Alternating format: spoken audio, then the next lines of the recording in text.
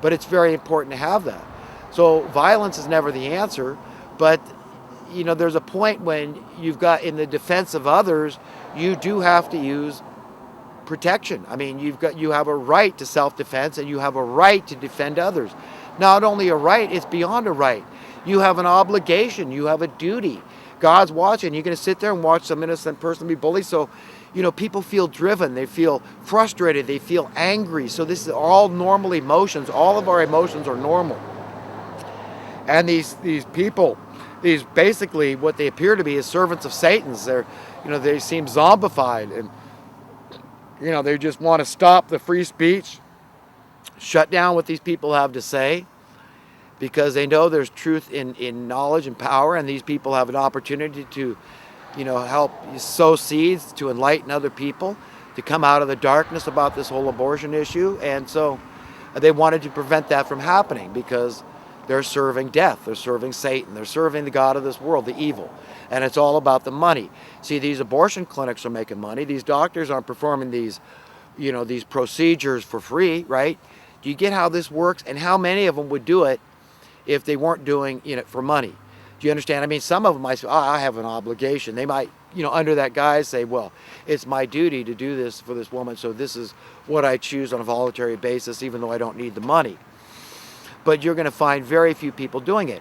And furthermore, you're going to find even less women that are willing to do it, because they're scared. They're scared financially. You understand? Everybody's driven by fear.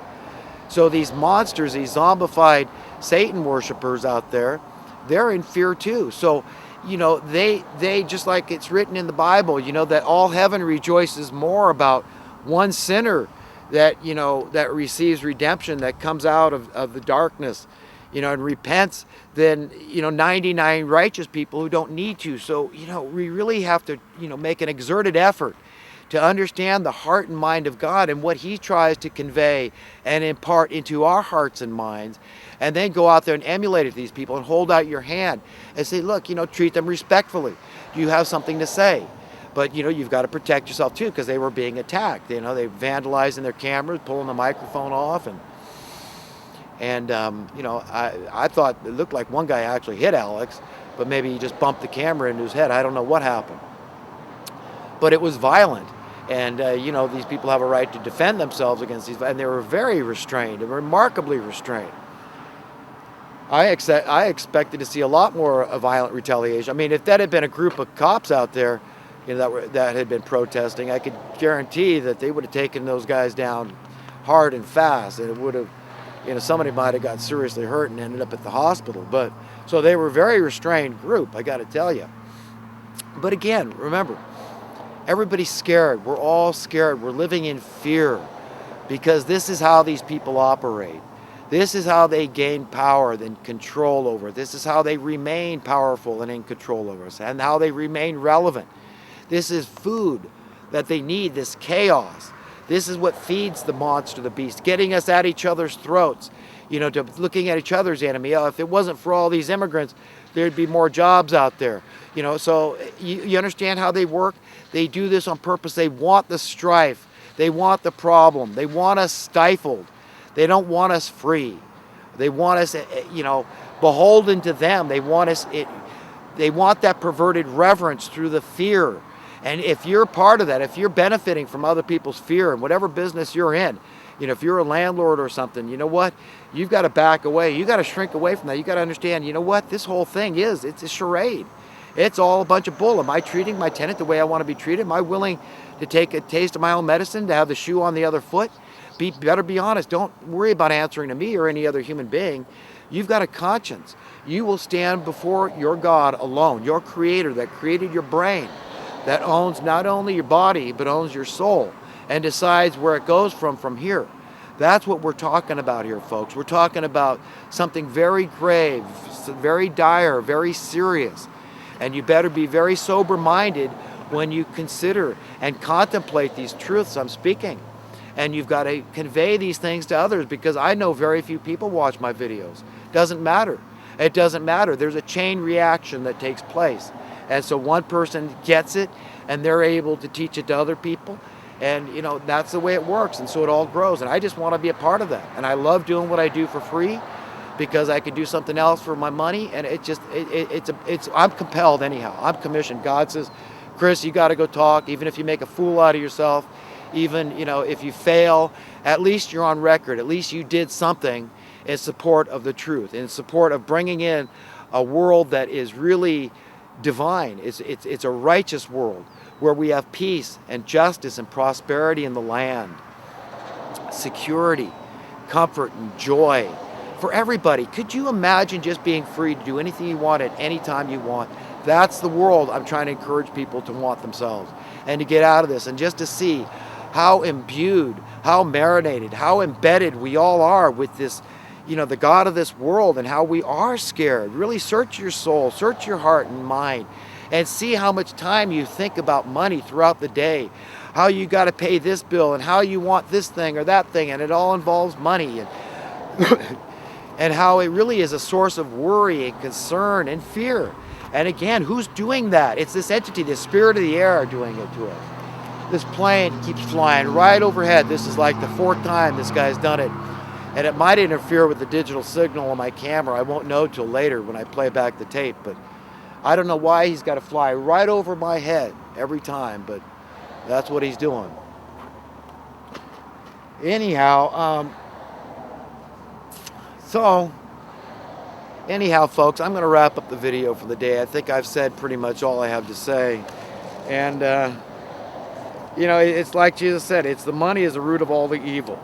Imagine a world without crime because there was no incentive. It's disincentivizing the criminals to have sound currency, to have, an end to money is what we're talking about here, would put an end to the vast majority of crime.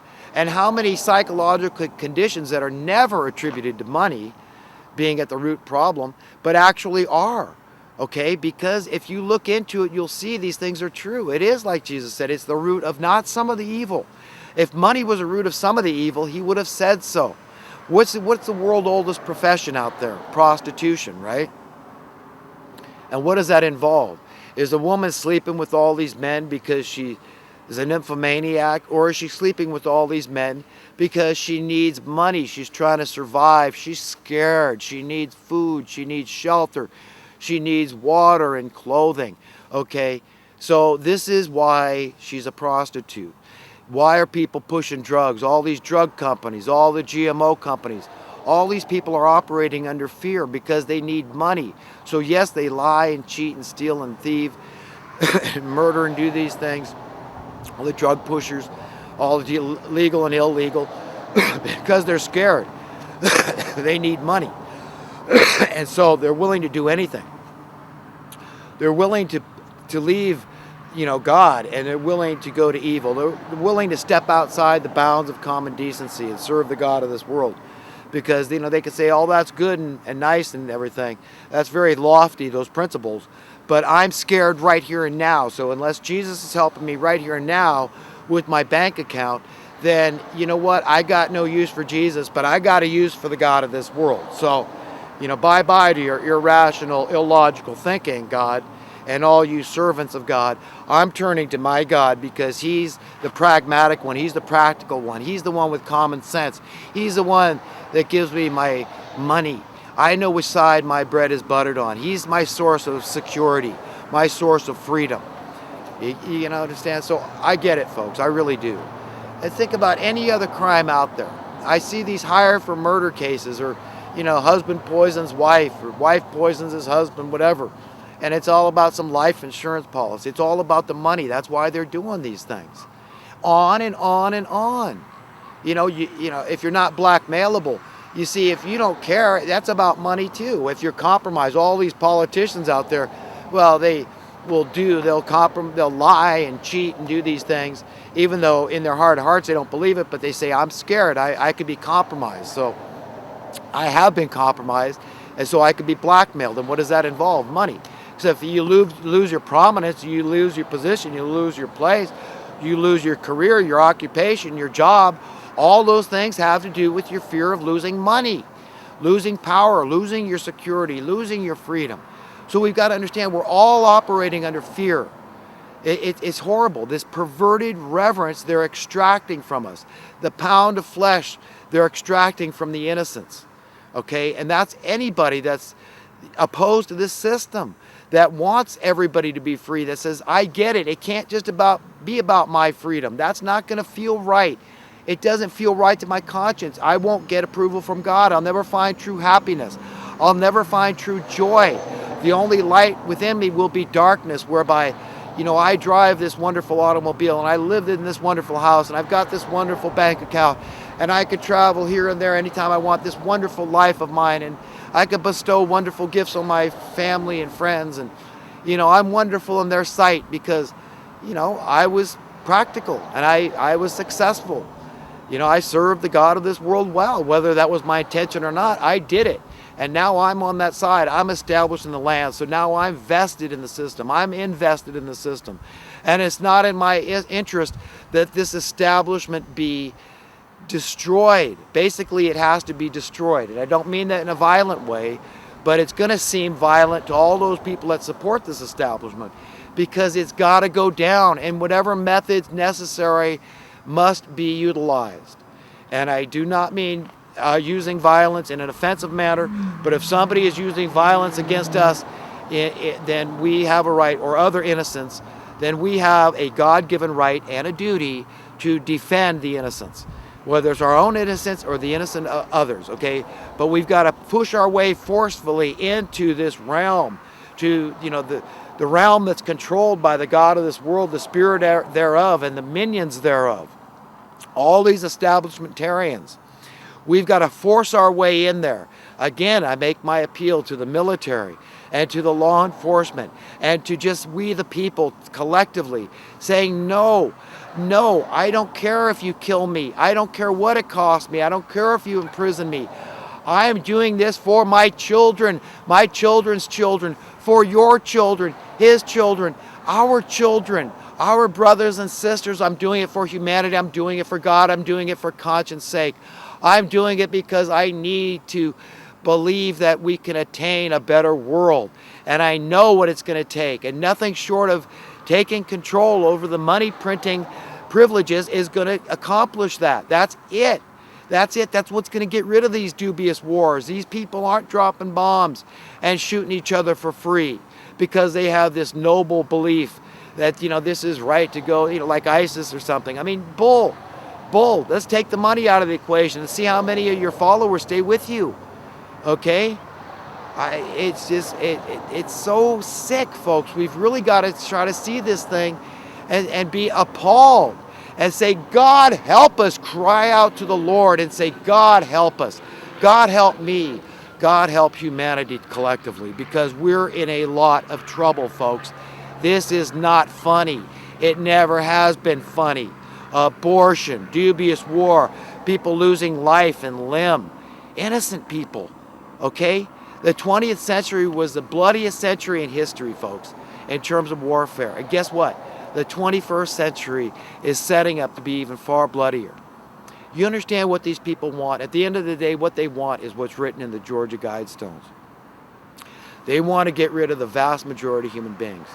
That, in their mind, that's altruistic. In their minds, their sick, perverted, twisted, psychopathic minds, that's being good. And that's what they try to convey to the people and sell it to the people. And a lot of these people are delusional, so which is different from just being deceived. They're totally insane. They're deluded. So they bought the lie, hook, line, and sinker. It's the ones that are the intentional deceivers.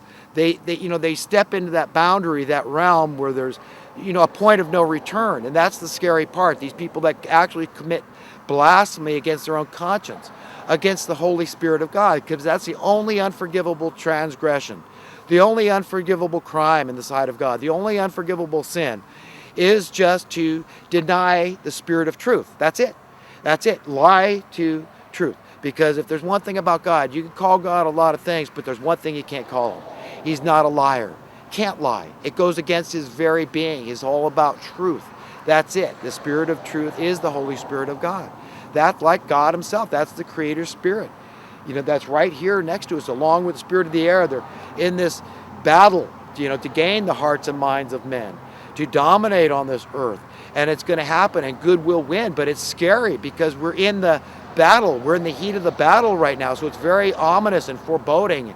and it feels uncertain because the spirit of the air wants us to think that it's going to prevail. So you were foolish to be on the side of God and good. You should have joined up with the forces of evil and darkness, the New World Order. Okay, the Illuminati class. You should have been our side with the spirit of death and destruction and, annihilation of the human